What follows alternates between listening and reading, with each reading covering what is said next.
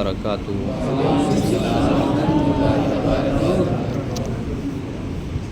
نحمده ونصلي ونسلم على رسوله الكريم، اما بعد فاعوذ بالله من الشيطان الرجيم، بسم الله الرحمن الرحيم۔ واما السائل فلا تنهر، آمنت بالله صدق الله العظيم، وبلغنا رسوله النبي الأمين الكريم الرؤوف الرحيم، ونحن على ذلك لمن الشاهدين والشاكرين والحمد لله رب العالمين۔ یا خدا بہر جناب مصطفیٰ امداد کن، یا رسول اللہ از بہر خدا امداد کن، یا شہید کربلا یا دافع کرب و بلا، گل رخا شہزاد گلگوں قبا امداد کن۔ غوث اعظم بمن بے سر و سامہ مدد، قبلہ دی مدد، کعبہ ایما مدد، بگرداب بلا افتادہ کشتی مدد کن، یا معین الدین چشتی۔ دل کی عطا گہرائیوں کے ساتھ نبی پاک صاحب لولاک سیاح افلاک باعث تخلیق کائنات، اللہ کے محبوب دانہ غیوب منزہون عن العیوب، حضور احمد مجتبی محمد مصطفیٰ صلی اللہ تعالی علیہ وعلی آلہ وبارک وسلم کے دربار دربار میں جھوم جھوم کر درود و سلام کا نذرانہ عقیدت پیش کر لیجئے۔ اللہم صلی علی سیدنا و مولانا محمد معدن الجود والکرم وآلہ وبارک وسلم، صلاۃ و سلاما علیک یا رسول اللہ۔ امام فرماتے ہیں، واہ کیا جود و کرم ہے شہ بطحا تیرا، نہیں سنتا ہی نہیں مانگنے والا تیرا۔ میں تو مالک ہی کہوں گا کہ ہو مالک کے حبیب، یعنی محبوب و محب میں نہیں میرا تیرا۔ آسماں خان زمیں خان زمانہ مہمان، صاحب خانہ لقب کس کا تیرا تیرا۔ تیری سرکار میں لاتا ہے رضا اس کو شفیع، جو میرا غوث ہے اور لاڈلا بیٹا تیرا۔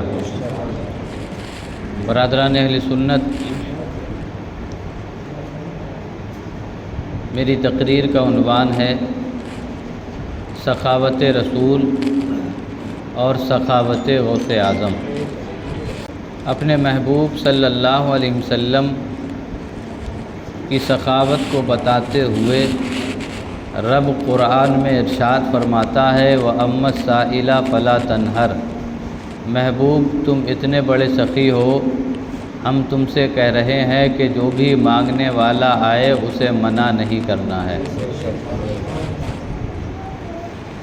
اگر یہ آیت کریمہ پڑھ کر اور وما علینا الا البلاغ کہہ دوں تو تقریر کا حق ادا ہو گیا،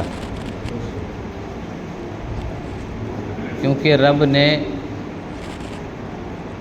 مطلق کہہ دیا سائل آئے، جھڑکنا نہیں ہے۔ سائل کہتے ہیں سوال کرنے والے کو۔ سوال کئی طرح کے ہوتے ہیں۔ ایک سوال یہ بھی ہے کہ مجھے اولاد دے دو، ایک سوال یہ بھی ہے مجھے کھانا دے دو،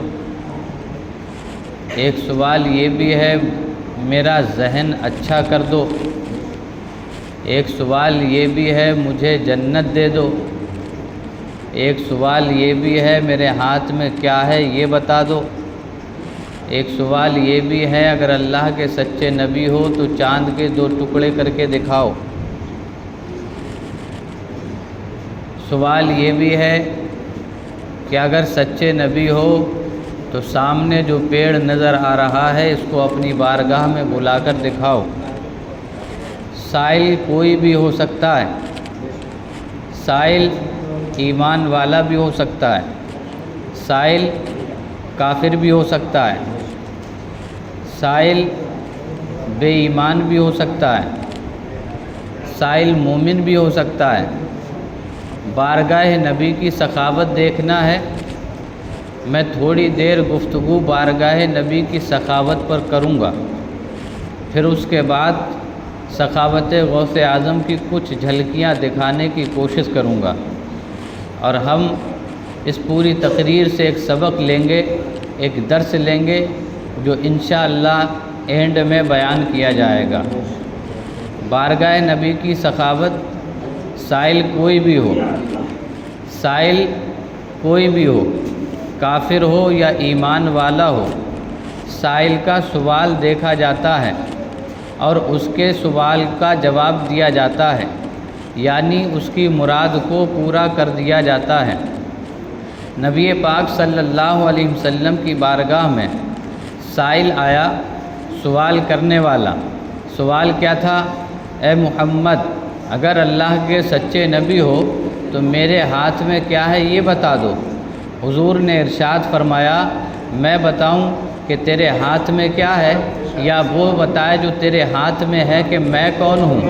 نبی پاک صلی اللہ علیہ وسلم کی سخاوت ہے، آنے والے کو جھڑکا نہیں، آنے والے کو منع نہیں کیا کہ یہ کون سا سوال کر دیا، یہ تو نے کیا مانگ لیا، تیرے ہاتھ میں کیا ہے مجھے کیا معلوم، مجھ سے چھپا کر کے لایا ہے، مجھے دکھائی تو نہیں تھی کہ میں تجھے بتاؤں تیرے ہاتھ میں کیا ہے۔ لیکن بات یہاں پر ختم ہو جاتی کہ حضور بتا دیتے تیرے ہاتھ میں کیا ہے، لیکن سامنے سے سوال کرنے والا کہہ کر یہ گزر جاتا۔ ہو سکتا ہے تم نے اٹھاتے ہوئے دیکھ لیا ہو سکتا ہے جب میں نے کنکریاں اکٹھا کی تب تمہاری نظر پڑ گئی ہو۔ نبی نے فرمایا، اچھا ایسا کرو، میں نہیں بتاتا کہ تمہارے ہاتھ میں کیا ہے، بلکہ تم اپنے ہاتھ میں جو چیز ہے اس سے خود پوچھ لو کہ میں کون ہوں۔ یہ تھا انتہا کا جواب، اور اسے کہتے ہیں انتہا کی سخاوت۔ سوال کرنے والا کوئی بھی ہو، سوال کیسا بھی ہو، بارگاہ نبی میں جھڑکا نہیں جاتا ہے۔ ابو جہل کنکریاں لے آیا، کہا میرے ہاتھ میں کیا ہے بتا دو۔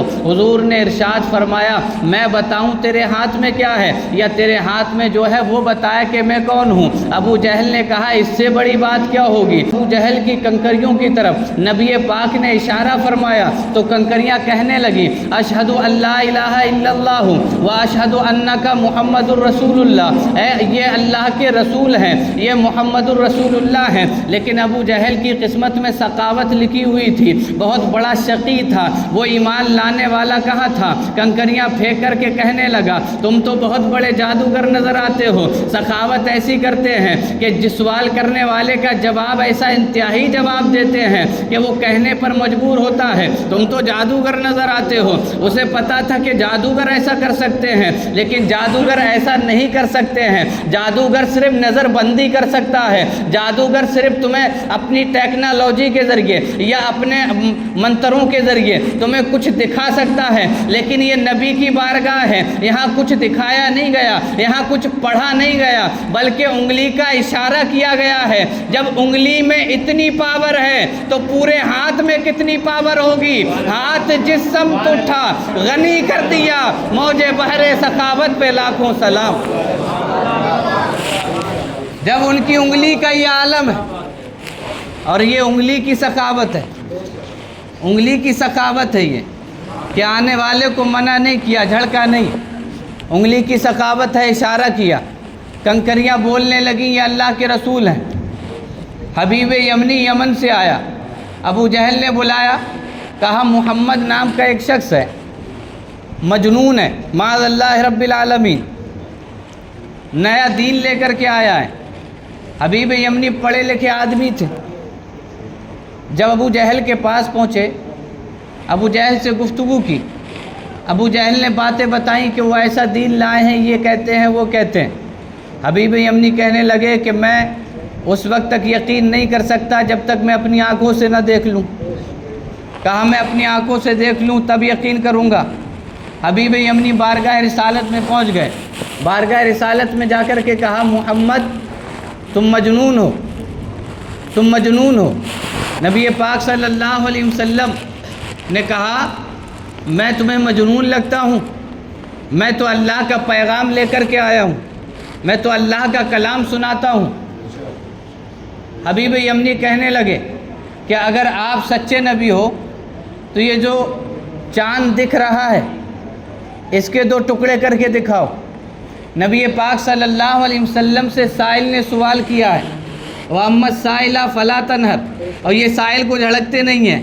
حبیب یمنی سے نہیں کہا یہ کون سا سوال کر دیا، یہ کیا مجھ سے مانگ لیا، چاند تو آسمان میں ہے، میں اسے کیسے توڑ سکتا ہوں، وہاں تک میرا ہاتھ نہیں پہنچ سکتا ہے۔ بلکہ حضور صلی اللہ علیہ وسلم نے کہا حبیب یمنی اگر چاند کے 2 ٹکڑے کر دوں تو میرا پیغام مان لو گے؟ کہا ہاں میں تمہارا کلمہ پڑھ لوں گا۔ نبی پاک صلی اللہ علیہ وسلم نے انگلی کا اشارہ کیا، انگلی کا اشارہ کیا، چاند کے 2 ٹکڑے کر دیے، چاند کو 2 ٹکڑوں میں بانٹ دیا۔ حبیب یمنی نے کہا اشہد ان لا الہ الا اللہ واشہد انک محمد الرسول اللہ، اے محمد آپ اللہ کے سچے رسول ہیں، میں گواہی دیتا ہوں اور آپ پر ایمان لاتا ہوں۔ ان کی انگلی کا یہ پاور ہے، اور ان کی انگلی کا پاور تو یہ ہے کہ پالنے میں ہو تو چاند سے کھیلیں، چاند سے کھیلتے ہیں اگر پالنے میں ہے، انگلی میں یہ پاور ہے۔ سوچو انگلی میں یہ پاور ہے تو ہاتھ میں کیا پاور ہوگا؟ ہاتھ کا پاور دکھایا جائے، ہاتھ کا پاور دیکھو۔ ایک جنگ سے غالباً واپسی ہے یا جا رہے ہیں، صحابہ اکرام ساتھ میں ہیں، 1500 صحابہ اکرام کا قافلہ ساتھ میں ہے۔ نبی پاک صلی اللہ علیہ وسلم نے ایک جنگل میں پڑاؤ ڈالا، صحابہ اکرام آ گئے بارگاہ رسالت میں، عرض کیا یا رسول اللہ پانی ختم ہو چکا ہے، پانی کی قلت ہے، وضو کے لیے بھی پانی نہیں ہے، ہم وضو کس طرح کریں؟ پینے کے لیے بھی پانی نہیں بچا ہے، ہم کہاں سے پانی پئیں؟ یہاں تک کہ ہمارے جانوروں کے لیے بھی پانی نہیں ہے کہ ہم انہیں پلائیں۔ نبی پاک صلی اللہ علیہ وسلم نے ارشاد فرمایا اے میرے صحابہ تمہارے پاس جتنا پانی ہو مجھے لا کر کے دو۔ صحابہ اکرام نے پانی اکٹھا کیا، تقریباً 1 پیالہ پانی اکٹھا ہوا۔ نبی پاک صلی اللہ علیہ وسلم کے ہاتھ کی طاقت یہ ہے کہ اسی پیالے کے اوپر ایک روایت کے مطابق اور دوسری روایت کے مطابق مشک کے منہ پر آپ نے ہاتھ رکھ دیا اور انگلیوں کی گھائیوں کے بیچ سے دریا بہنا شروع ہو گئے، پانی نکلنے لگا۔ یعنی یہ ہاتھ کا پاور ہے، ہاتھ سے پانی نکل آتا ہے۔ حضرت موسیٰ علیہ السلام نے پتھر پر عصا مارا تھا تو 12 چشمے بہا دیے تھے، 12 چشمے نکل پڑے تھے۔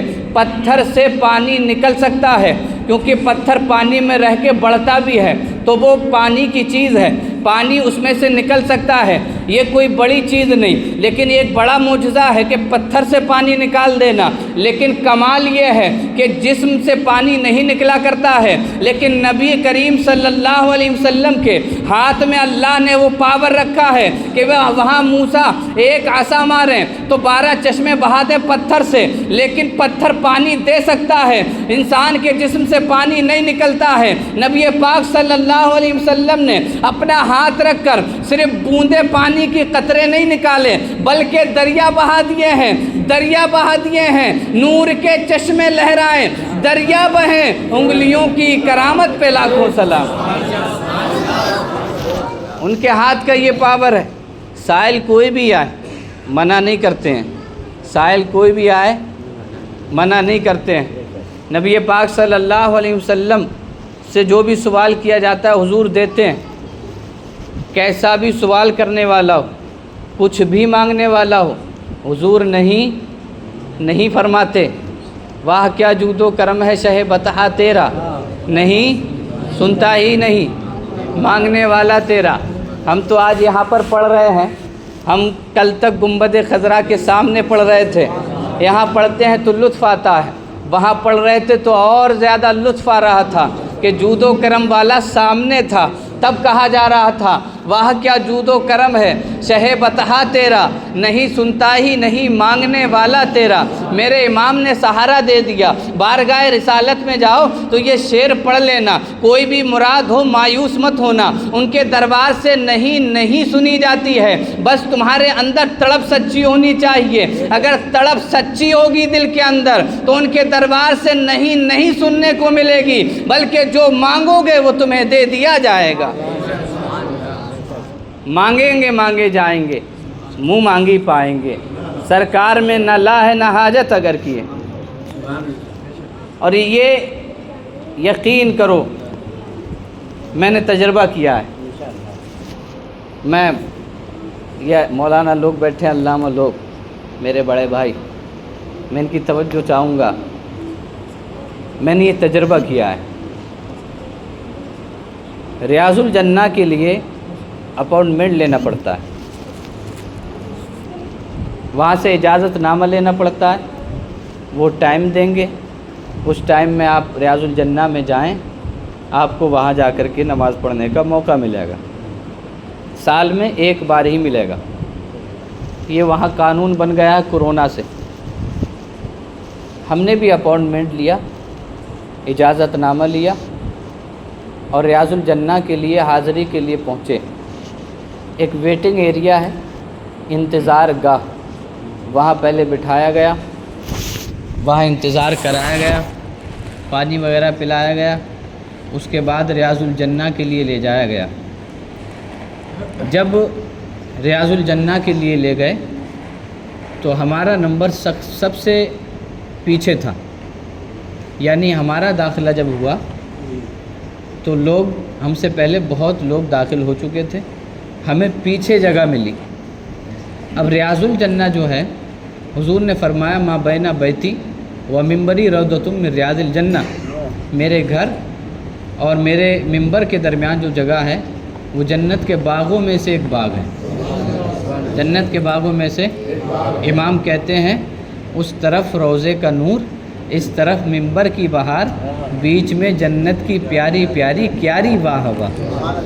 नाराए तकबीर, नाराए रिसालत, से गौसुल बरा, मौलाना तमलीर रज़ा नूरी, नाराए तकबीर, सुभान अल्लाह सुभान अल्लाह। जगह पीछे मिली। अब नफल तो पढ़ लिए, लेकिन जहन में यही बात थी कि ये रियाजुल जन्ना नहीं है। रियाजुल जन्ना का एरिया तो वहाँ अलग है, छोटा सा एरिया है, ज़्यादा बड़ा नहीं है। कुछ लोग तो वहीं पढ़ के चले जाते हैं, सोचते हैं कि रियाजुल जन्ना में हमने नमाज़ पढ़ ली। अब नफल पढ़े, सलाम फेरा, खड़े हुए, रोज़ा रसूल की तरफ निगाह की, अर्ज़ किया या रसूल अल्लाह, इन्होंने तो यहीं पढ़वा दी और पढ़ना थी हमें रियाजुल जन्ना में, करम फरमाइए। इतने में शुरता आया, पुलिस वाला, कहने लगा चलो चलो हाजी हाजी बाहर, हाजी खुरूज खुरूज खुरूज। दरवाज़े से बाहर ले जाने लगा। दरवाज़े के पास जैसे ही पहुँचे, जस्ट पास में रियाजुल जन्ना में मिंबर और रोज़े के दरमियान जगह खाली पड़ी हुई थी। जगह खाली पड़ी हुई थी। मैं समझ गया कि आका ने मेरी बात को सुन लिया है, यानी मुझे जगह दिखाई गई है, आगे की ज़िम्मेदारी मेरी खुद की है। शुरते से नज़र बचा के मैं वहीं जाकर के बैठ गया और वहाँ मैंने नफल नमाज अदा की। कहने का मकसद ये है कि अगर दिल से पुकार लोगे तो आज भी वो देने को तैयार है। इसलिए मांगेंगे मांगे जाएंगे, मुँह मांगी पाएंगे। सरकार में न ला है न हाजत अगर की है, साइलो दामन सखी का थाम लो, कुछ न कुछ इनाम हो ही जाएगा। ये पहला किस्सा जो मेरे साथ हुआ। दूसरा किस्सा भी मैं आपको सुनाऊं। वहाँ मगरिब की अज़ान से पहले इफ़्तार का अहतमाम होता है। एक मोटी सी रोटी होती है और दही का डब्बा होता है और खजूरें होती हैं, पानी होता है, वो मिलता है सबको। तो हम जिस जगह बैठे हुए थे हमें भी मिला। हमारे आगे एक बुज़ुर्ग बैठे हुए थे कुर्सी पर, उनके साथ 2-3 लोग थे। उनके आगे खजूरों का डब्बा रखा हुआ था जिसमें बेहतरीन वाली खजूर थी। अब हमें जो इफ्तारी का सामान मिला था वो हमने तनावुल किया, लेकिन खजूरों का डब्बा देख के जहन में ये बात आई कि ये खजूर खाने को मिले तो कितना मज़ा आएगा, ये खजूर खाने को मिले तो कितना मज़ा आएगा। हमने अपनी इफ्तारी को फिनिश कर लिया, ख़त्म कर लिया, तनावुल कर लिया। उतनी ही देर में वो बुज़ुर्ग जो कुर्सी पे बैठे हुए थे, उन्होंने पीछे की तरफ देखा, मुझ पर उनकी नज़र पड़ी। मेरे साथ 2 और थे, वो अपने डब्बे की तरफ झुके, खजूरें उठाईं और उठा कर के मुझे दे दी। वो आज भी देते हैं, लेकिन तड़प सच्ची हो।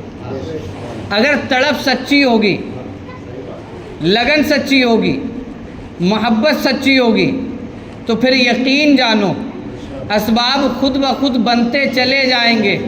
بڑے بڑے مالدار ارادے کرتے ہوئے ہی رہ گئے، لیکن بڑے بڑے غریب مدینہ پہنچ گئے۔ زندہ مثال میں آپ کے سامنے ہوں، آپ نے خود آنکھوں سے دیکھا ہے۔ میرے پاس اسباب نہیں تھے کہ میں مدینہ شریف جاتا، میرے پاس اتنے پیسے نہیں تھے کہ میں مکہ شریف جاتا، لیکن اللہ کے رسول صلی اللہ علیہ وسلم کے دربار میں حاضری کی ایسی تڑپ تھی کہ آقا کبھی تو بلائیں گے، کبھی تو اپنے در کا دیدار کرائیں گے، کبھی تو اپنے روضے کا دیدار کرائیں گے۔ ایسی تڑپ تھی کہ اچانک ہی اسباب بنتے چلے گئے، اور ان کی نظر کرم ایسی ہوئی کہ جمعرات کو اسباب بننا شروع ہوئے ہیں، ہفتے کی صبح کو اڑان ہو گئی ہے۔ یعنی تڑپ سچی ہوگی تو آج بھی اپنے غلام کو اپنے دربار میں بلانے کو تیار ہے۔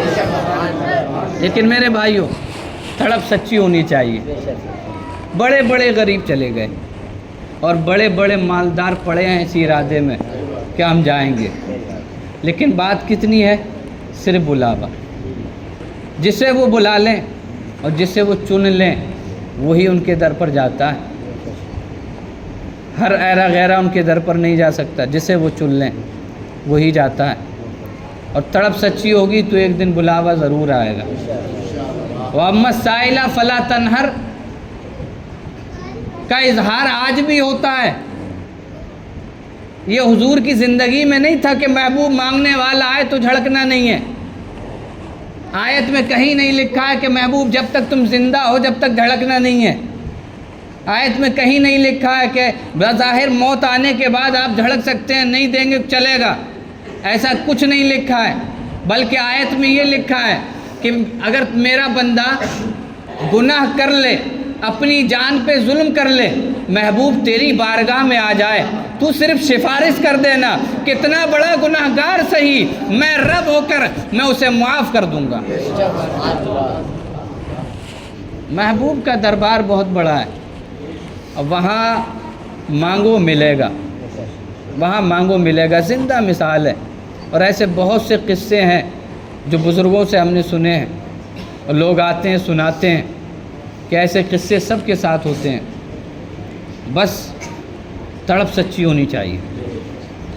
اگر دل تڑپ رہا ہے، اگر رات کے سناٹے میں بستر پر اکیلے لیٹے ہوئے، تاریک رات ہے، اندھیرا چھایا ہوا ہے، لائٹ بند ہے، اور اچانک آنکھوں سے آنسو گرنے لگے، گنبد خضرا کے دیدار کی یاد میں، آقا کی یاد میں آنسو گرنے لگیں، تو سمجھ لینا دن بہت قریب آ چکے ہیں کہ آقا ضرور بلانے والے ہیں۔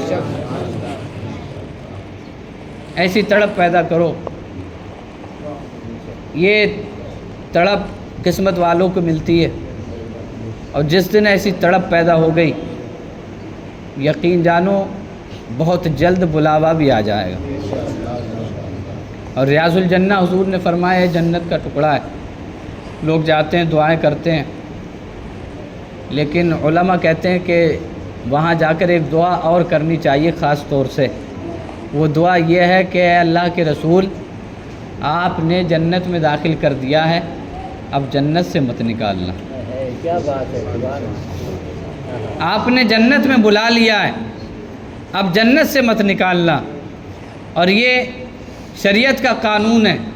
احادیث میں لکھا ہے کہ جو ایک بار جنت میں چلا جائے گا وہ کبھی جنت سے نکالا نہیں جائے گا۔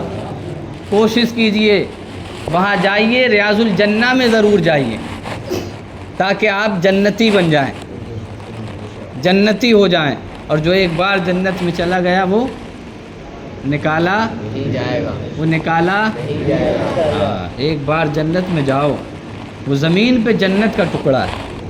بلکہ حضور صلی اللہ علیہ وسلم کا جسم مبارک جس زمین سے ٹچ ہے، وہ زمین کا حصہ عرش سے، کرسی سے، جنت سے سب سے اعلیٰ و افضل ہے۔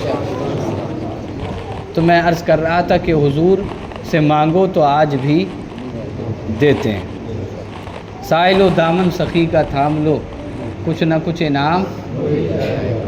دامن تھام لو، تھامے رہو، تڑپے رہو، مانگے رہو۔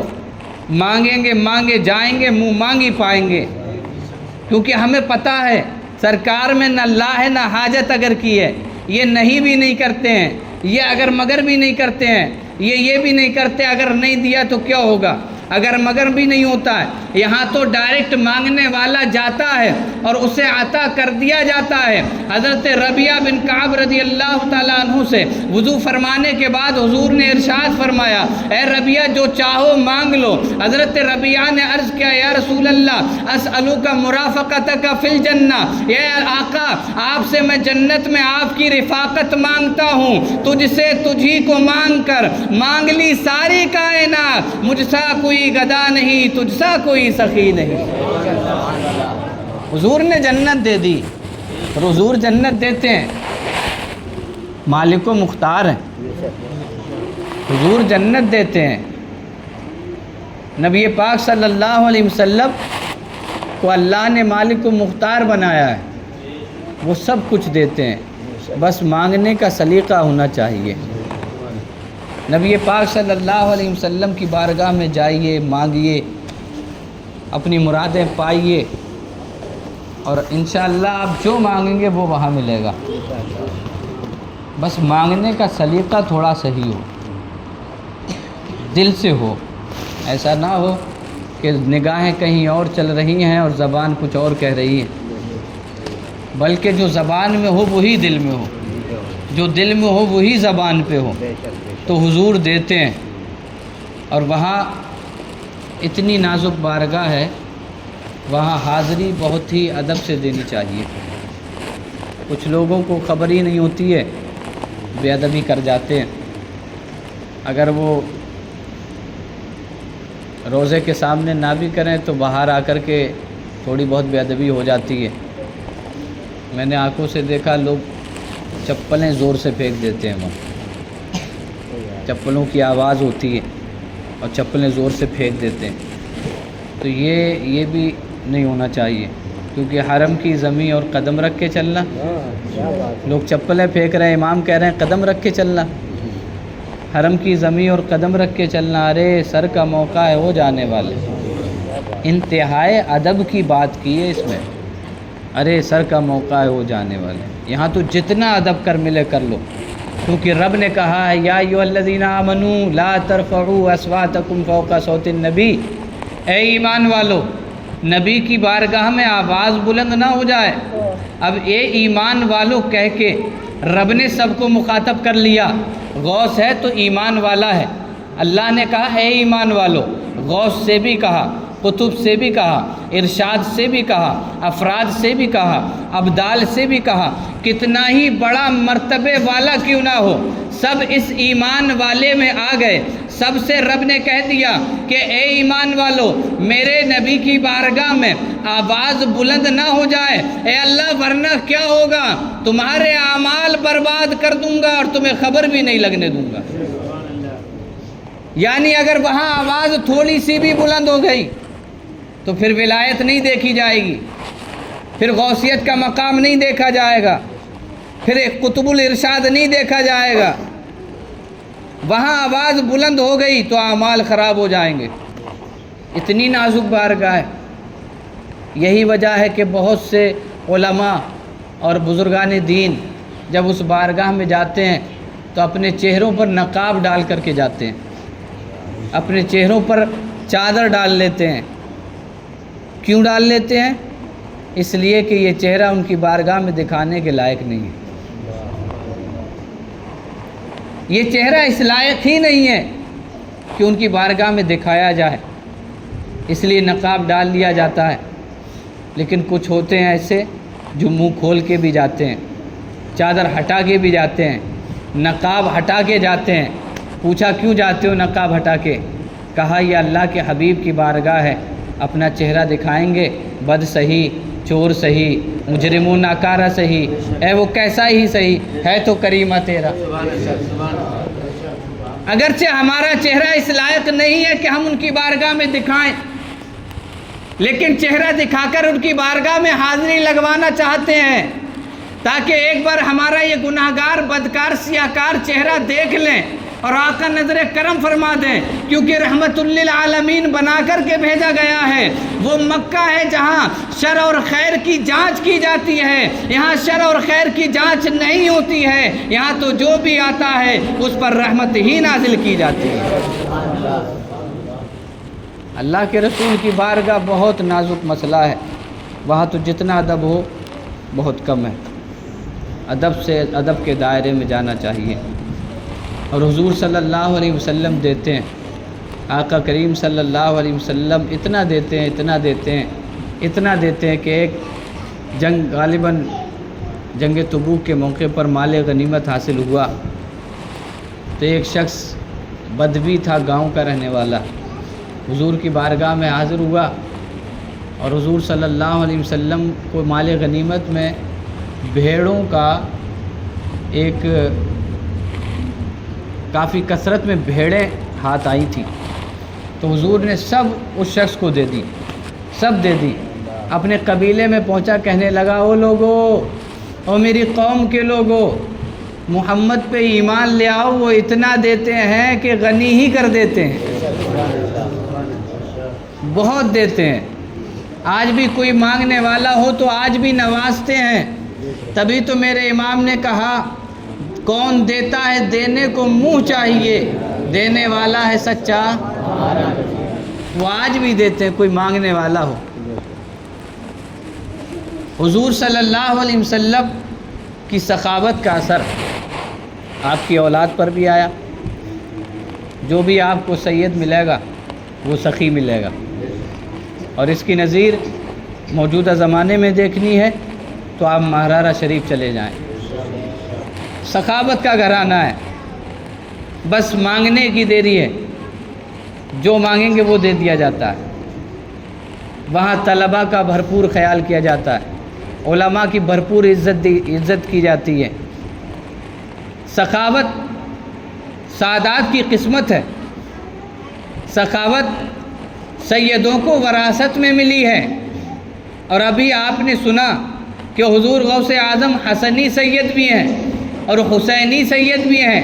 کوئی حسنی سید ہو سخی ہوتا ہے، کوئی حسینی سید ہو وہ بھی سخی ہوتا ہے، جو صرف حسنی ہو یا حسینی ہو سخی ہوتا ہے۔ اب اندازہ لگائیں جو حسنی بھی ہو اور حسینی بھی ہو تو وہ کتنا بڑا سخی ہوگا۔ حضور غوث اعظم رحمۃ اللہ تعالیٰ علیہ کی سخاوت، آپ قیمتی جبہ پہنا کرتے تھے، قیمتی کپڑے پہنا کرتے تھے۔ پوچھنے والے نے پوچھا حضور اتنا قیمتی لباس کیوں پہنتے ہو؟ کہا اس لیے پہنتا ہوں کہ میں ایک بار پہن کے نبی پاک صلی اللہ علیہ وسلم کی امت کے کسی غریب کو دے دیتا ہوں، اور غریب اتنا قیمتی لباس نہیں پہن پاتا ہے خرید کے، کم سے کم میرا پہنا ہوا، میرا لیا ہوا، میرا خریدا ہوا اس کے جسم پہ پڑ جاتا ہے تو مجھے بہت خوشی ہوتی ہے۔ اندازہ کریں اتنا قیمتی جبہ حضور غوث اعظم ایک بار پہن کے صدقہ کر دیتے ہیں۔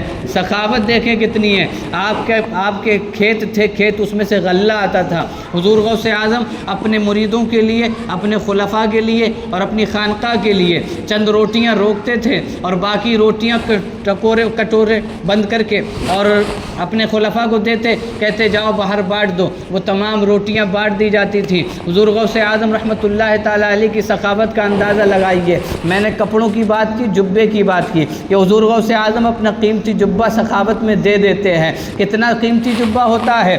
ایک ایرانی بیچنے والا آیا، جبہ لے کر کے آیا، بہترین جبہ بنا کر کے لایا، اور عراق میں جب وہ آیا بیچنا، اس نے اعلان کیا کہ یہ جبہ کوئی خریدنے والا ہے، جسے بھی ریٹ بتاتا، پرائس بتاتا تو آدمی انکار کر دیتا خریدنے سے، کہتا اس کا پرائس بہت زیادہ ہے، قیمت بہت زیادہ ہے، میں اس کو نہیں خرید سکتا۔ وہ یوں ہی عراق میں پھرتا رہا تو کسی نے اسے بتایا کہ اگر تمہیں جبہ بیچنا ہے تو بادشاہ کے دربار میں چلے جاؤ۔ بادشاہ وقت کے دربار میں وہ جبہ لے کر کے گیا، بادشاہ کو دکھایا، بادشاہ کو پسند آیا، بادشاہ نے قیمت پوچھی، اس شخص نے کہا قیمت اتنی ہے، بادشاہ نے کہا قیمت بہت زیادہ ہے، یہ میں نہیں دے پاؤں گا۔ اس بادشاہ نے جبہ لینے سے انکار کر دیا۔ اب وہ جبہ لیے پھر رہا ہے۔ کسی دیوانے نے پتہ بتایا بارگاہ غوثیت مآب کا، کہا اگر تمہیں جبہ بیچنا ہے غوث اعظم کی بارگاہ میں چلے جاؤ۔ جب وہ اپنا جبہ لے کر غوث اعظم کی بارگاہ میں آتا ہے، اپنا جبہ دکھایا، حضور غوث اعظم کو جبہ پسند آ گیا۔ کہا قیمت کیا ہے؟ کہا اتنی قیمت ہے۔ حضور غوث اعظم نے کہا اپنے خلیفہ سے، کہا جاؤ اسے اس کی منہ مانگی قیمت دے دو۔ اب اندازہ لگائے جو جبہ بادشاہ وقت نہ خرید سکے وہ غوث اعظم خریدتے ہیں اور خرید کے سخاوت میں اپنے نانا کی امت پر صدقہ بھی کر دیتے ہیں۔ یہ ہے سخاوت۔ وَأَمَّا السَّائِلَ فَلَا تَنْهَرْ کا ہے سایہ تجھ پر، بول ہے بالا تیرا، ذکر ہے اونچا تیرا۔ اعلیٰ حضرت کہتے ہیں وَرَفَعْنَا لَكَ ذِكْرَكَ کا ہے سایہ تجھ پر، یعنی حضور کا ذکر رب نے فرمایا محبوب ہم نے تمہارا ذکر اونچا کر دیا۔ اسی وَرَفَعْنَا لَكَ ذِكْرَكَ کا سایہ غوث اعظم پر ہے کہ غوث اعظم کا ذکر بھی رب نے اونچا کر دیا ہے۔ ہر جگہ غوث اعظم کا نام ہے تو میں نے اس میں اپنی طرف سے ایڈ کیا۔ وَأَمَّا السَّائِلَ فَلَا تَنْهَرْ کا ہے سایہ تجھ پر، یعنی حضور کی بارگاہ سے بھی کوئی خالی ہاتھ لوٹایا نہیں جاتا ہے، اسی طرح غوث اعظم کی بارگاہ سے کوئی خالی ہاتھ لوٹایا نہیں جاتا ہے۔ وَأَمَّا السَّائِلَ فَلَا تَنْهَرْ کا ہے سایہ تجھ پر، بول ہے بالا تیرا، ذکر ہے اونچا تیرا۔ حضور غوث اعظم رحمۃ اللہ تعالیٰ علیہ آپ کی بارگاہ میں جو بھی آتا آپ اسے عطا فرماتے۔ ایک شخص حاضر ہوگا، ایک درویش حاضر ہوگا، آ کر کے کہنے لگا حضور غوث اعظم کی بارگاہ میں کہ اے شیخ میں دریائے دجلہ کے کنارے گیا تھا تو ملاح نے مجھے اپنی کشتی پہ سوار کرنے سے منع کر دیا، کہا میں تمہیں سوار نہیں کروں گا، تم درویش ہو پیسے نہیں دو گے، اگر کشتی میں سوار ہونا ہے تو پیسے دینا پڑیں گے۔ حضور غوث اعظم کی بارگاہ میں حاضر ہو گئے، عریضہ لگا دیا غوث اعظم کی بارگاہ میں کہ فلاں ملاح نے مجھے اپنی کشتی پہ سوار ہونے سے منع کر دیا۔ حضور غوث اعظم رحمۃ اللہ تعالیٰ علیہ نے اپنی قمیص اتار کر کے اس شخص کو دے دی اور پھر اپنے مرید سے کہا جاؤ 20 دینار لے کر کے آؤ۔ اس شخص کو 20 دینار بھی دے دیے، پھر 10 دینار اور منگائے، اس شخص کو 30 دینار مکمل دیے، کہا 20 دینار تم رکھنا اور 10 دینار اس ملاح کو دے دینا اور اس سے کہنا اب کی بار تمہارے ساتھ ایسا سلوک نہ کرے ورنہ میرے جلال کا شکار ہو جائے گا۔ حضور غوث اعظم کی یہ سخاوت ہے کہ اپنی قمیص بھی دیتے ہیں اور ساتھ ہی دینار بھی دیا کرتے ہیں۔ حضور غوث اعظم رحمۃ اللہ تعالیٰ علیہ سخی ہیں۔ آپ ایک مرتبہ اپنے بیٹے سیدنا عبد الرزاق رحمۃ اللہ تعالیٰ علیہ کے ساتھ حج کے لیے جا رہے تھے۔ جب حج کے لیے قافلہ روانہ ہوا حضور غوث اعظم رحمۃ اللہ تعالیٰ علیہ ایک بستی کے پاس پہنچے اور اندھیرا چھانے لگا۔ دن نے اپنے اجالے کی چادر کو سمیٹنا شروع کیا اور رات کی تاریکی نے اپنی تاریکی کی چادر کو بچھانا شروع کر دیا۔ حضور غوث اعظم نے اپنے بیٹے سے کہا دیکھو فلاں بستی میں سامنے جا کر کے دیکھو، کوئی غریب گھر ہو تو بتاؤ، آج ہمیں قیام کرنا ہے، آج ہم رکیں گے۔ حضور غوث اعظم کے جملے پہ توجہ کرنا، کہا جاؤ بستی میں دیکھو کوئی غریب گھر ہو تو دیکھو کس کا غریب گھر ہے ہم وہاں ٹھہریں گے، کس کا غریب گھر ہے ہم وہاں۔ آج کے پیر آتے ہیں پہلے یہ دیکھتے ہیں کہ کون کتنا امیر ہے ہم اس کے یہاں ٹھہریں گے، لیکن یہ غوث اعظم یہ پیرانے پیر ہیں، یہ ان کی بارگاہ سے پیر بنائے بھی جاتے ہیں، ان کی بارگاہ سے ولایت ملتی بھی ہے اور ان کی بارگاہ میں ولایت چھن بھی جاتی ہے۔ حضور غوث اعظم رحمۃ اللہ تعالیٰ علیہ آپ کے ایک خلیفہ ہیں، غالباً ان کا نام ابو عباس ہے۔ حضور غوث اعظم کی بارگاہ میں حاضر ہو رہے ہیں، دروازے پہ دیکھا ایک بہت خوبصورت نوجوان لیٹا ہوا ہے، بہت خوبصورت ایک نوجوان ہے، وہ لیٹا ہوا ہے۔ حضور غوث اعظم رحمۃ اللہ تعالیٰ علیہ کی بارگاہ میں حاضر ہوئے، عرض کیا اے شیخ آپ کے دروازے پہ بہت خوبصورت ایک نوجوان لیٹا ہوا ہے، ماجرا کیا ہے؟ حضور غوث اعظم رحمۃ اللہ تعالیٰ علیہ نے کہا ابو عباس جاؤ اسی سے پوچھو ماجرا کیا ہے۔ حضرت ابو عباس واپس آئے، ریٹرن دروازے کی طرف آئے، اس نوجوان سے پوچھا جو وہیں پہ دروازے پہ پڑا ہوا رو رہا تھا، بڑا حسین و جمیل ہے، خوبصورت ہے، جمال و کمال کا مالک ہے، اس سے پوچھا کہ تم یہاں کیوں لیٹے ہو؟ اس نوجوان نے کہا اے شیخ بات یہ ہے کہ میں یہاں سے گزر رہا تھا، بغداد کے اوپر سے میں اڑ رہا تھا، تو میرے دل میں یہ خیال آیا کہ میرے بغداد میں میرے مقابلے کا کوئی نہیں ہے۔ اتنی ہی دیر میں نے کیا دیکھا، میں شیخ عبد القادر جیلانی کے دروازے پہ پڑا ہوں، تم سے گزارش ہے کہ جا کر کے شیخ عبد القادر جیلانی سے کہہ دو کہ میں معافی کا طلبگار ہوں، میں معذرت چاہتا ہوں، میں نادم و شرمندہ ہوں، مجھے معاف فرما دیں، مجھ سے غلطی ہوئی ہے۔ شیخ ابو عباس واپس گئے، حضور غوث اعظم کی بارگاہ میں حاضر ہوئے، عرض کیا شیخ عبد القادر جیلانی فلاں بندہ آپ سے معافی کا طلبگار ہے، وہ معافی چاہتا ہے، نادم و شرمندہ ہے۔ حضور غوث اعظم نے کہا جاؤ اس سے کہہ دو میں نے اسے معاف کر دیا ہے، آئندہ اس کے دل میں اگر یہ خیال آیا تو میرے جلال کا پھر سے وہ شکار ہو جائے گا۔ آپ اندازہ لگائیں یہ وہ بارگاہ ہے جہاں ولایت دی جاتی ہے تو ولایت یہاں چھین بھی لی جاتی ہے۔ حضور غوث اعظم رحمۃ اللہ تعالیٰ علیہ ولی بناتے ہیں۔ حضور غوث اعظم کیا بناتے ہیں؟ ولی بناتے ہیں۔ پیر ہیں بلکہ پیرانے ولی ہیں بلکہ سید الاولیاء ہیں، ولیوں کے سردار ہیں۔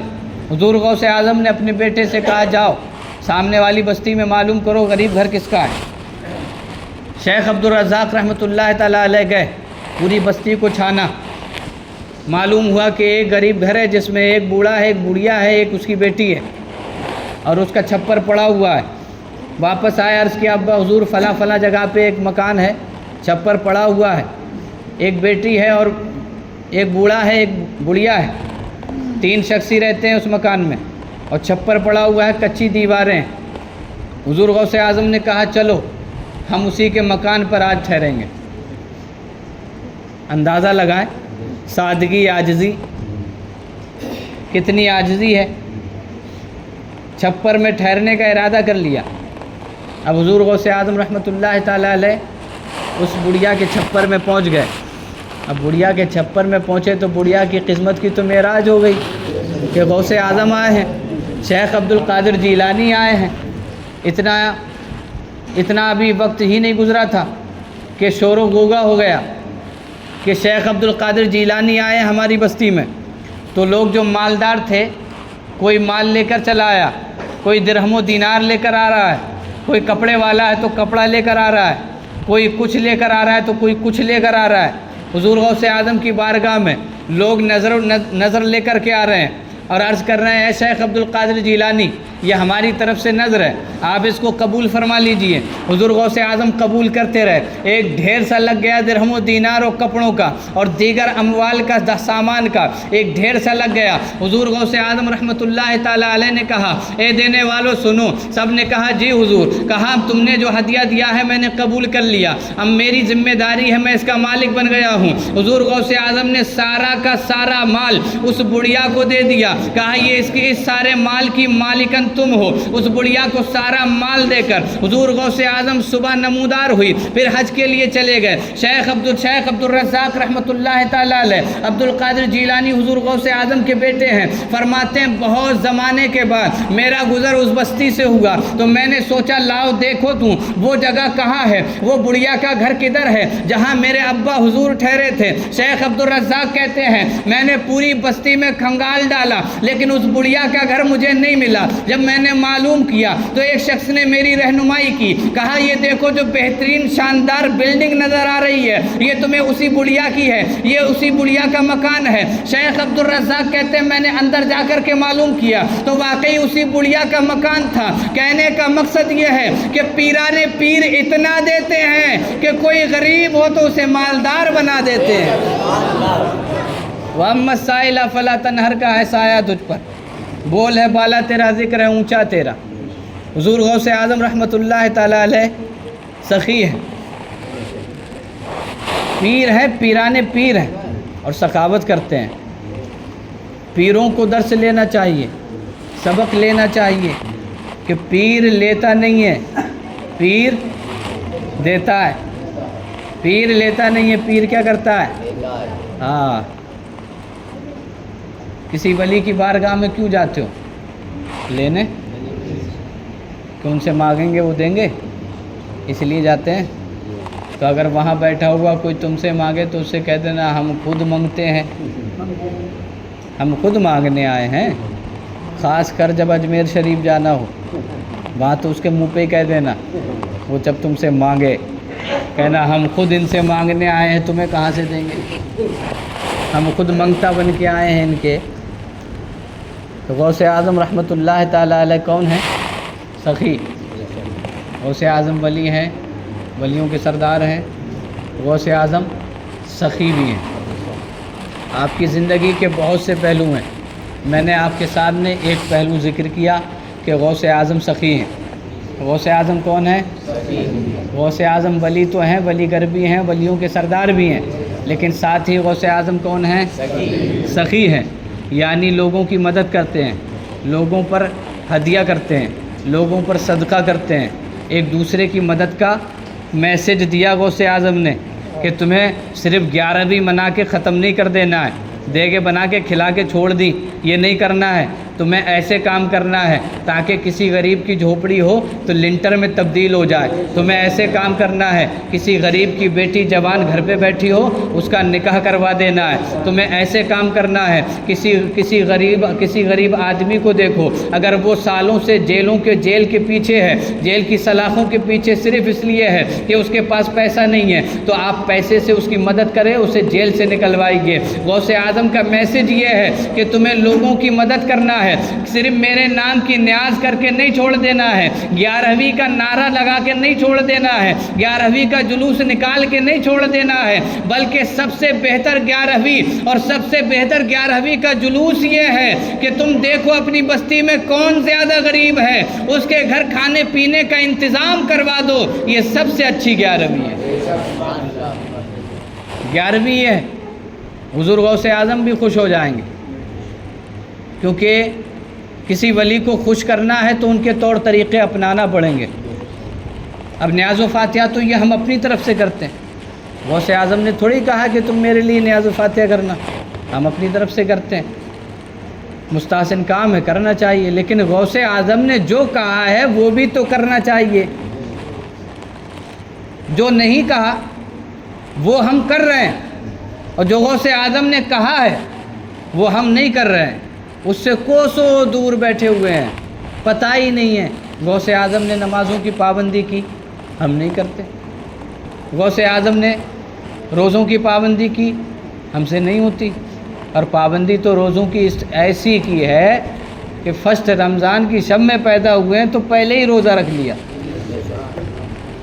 ماں کے گود میں ہیں، روزہ رکھے ہوئے ہیں، یہ میسج دے رہے ہیں کہ ابھی میں بڑا نہیں ہوا ہوں، بڑا ہوں گا اس وقت کی بات تو بعد میں ہوگی، ابھی میسج یہ ہے کہ نانا کی شریعت پر بچپن سے ہی عمل کرانے لگو، اگر بچپن سے عمل ہونے شروع ہو جائے گا تو بڑے ہو کر بھی عمل بچہ شروع کر دے گا۔ غوث اعظم کا میسج یہ ہے، لوگوں کی مدد کیجئے، نمازوں کی پابندی کیجئے، سخی بنیے۔ حدیث شریف آخری بات پیش کر کے اپنی تقریر ختم، حضور نے فرمایا بخیل جنت سے دور ہے، بخیل جنت سے دور ہے، جہنم سے قریب ہے، اور فرمایا سخی جہنم سے دور ہے، جنت سے قریب ہے۔ تو آپ سخی بنیے اور فکر مت کیجئے کہ میں دے دوں گا تو میرا ختم ہو جائے گا، کہاں سے آئے گا، اس بات کی فکر مت کیجئے، یہ اللہ پہ چھوڑ دیجئے۔ رب کہہ رہا ہے یا ایھا الذین آمنوا انفقوا مما رزقناکم، اے ایمان والو خرچ کرو اس میں سے جو ہم نے تمہیں دیا۔ اگر ہمیں آپ کو یہ لگتا ہے کہ ہمارے پاس جو کچھ ہے وہ رب کا دیا ہوا ہے تو پھر رب کہہ رہا ہے اسی میں سے خرچ کرو، اور دل کھول کے خرچ کرو، پھر اس بات کی ٹینشن مت لو کہ ختم ہو جائے گا، آپ ایک بار دل کھول کے خرچ کر دو رب کی راہ میں، اللہ تعالیٰ شام تک تمہارا انتظام فرما دے گا۔ توکل علی اللہ، اللہ پہ بھروسہ رکھیے اور اللہ کی راہ میں خرچ کرنا سیکھیے، سخی بنیے تاکہ لوگ آپ سے فائدہ اٹھائیں اور حضور صلی اللہ علیہ وسلم کو سب سے زیادہ پسند وہ بندہ ہے جو دوسرے بندوں کی مدد کرے. رب کو سب سے زیادہ پسند وہ بندہ ہے جو دوسرے بندوں کی مدد کرے. غوث اعظم کی بڑی 11ویں ہے. غوث اعظم کی زندگی سے ایک میسج یہ لے لیجئے کہ ہمیں سخی بننا ہے. کہیے انشاءاللہ. ہمیں کیا بننا ہے؟ انشاءاللہ ہمیں سخی بننا ہے. 1 روپیہ ہوگا اس میں بھی سخاوت کریں گے, 1000 ہوگا اس میں بھی سخاوت کریں گے, 1 لاکھ ہوگا اس میں بھی سخاوت کریں گے, 1 کروڑ ہوگا اس میں بھی سخاوت کریں گے. سخاوت کرنے کا ایک نظریہ اپنا بنا لیجئے. اللہ کی قسم, میں قسمیں زیادہ نہیں کھاتا ہوں, میری تقریریں آپ سنتے ہیں, میں قسم نہیں کھاتا ہوں, لیکن یہاں پر میں قسم کھا کے آپ کو یقین دلاتا ہوں, آپ بس سخی بن جائیے. رب کائنات کی قسم آپ کا مال بڑھتا چلا جائے گا. وما علینا الا البلاغ. السلام.